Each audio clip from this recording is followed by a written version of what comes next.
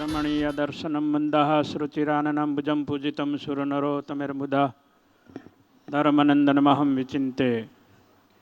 मंदिर में साक्षात विराजमान लाडीला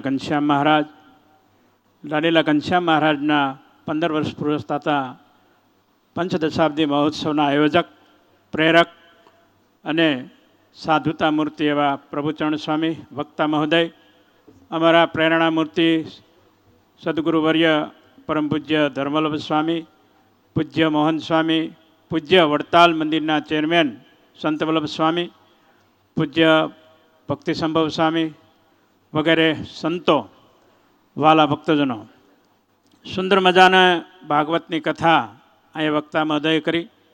पूज्य धर्मवल्लभ स्वामीए जे आपने व्याख्यान आप्યું એ ટૂંકમાં આખી ભાગવત કથાનો સાર સ્વામી આપણે સમજાવ્યો છે। એ આપણા જીવનમાં જો આપણે વણી લઈએ તો આપણે બીજી સાધના કરવાની જરૂર રહેતી નથી। આટલું સરસ મજાનું સ્વામીએ આપણને ભગવાનની શરણાગતિ એના વિશે વાત કરી। સાથે સાથે વાલા ભક્તજનો, આપણે બધા જાણીએ છીએ પૂજ્ય પ્રભુ સ્વામી, હું ઘણા વર્ષોથી સ્વામીને જાણું છું।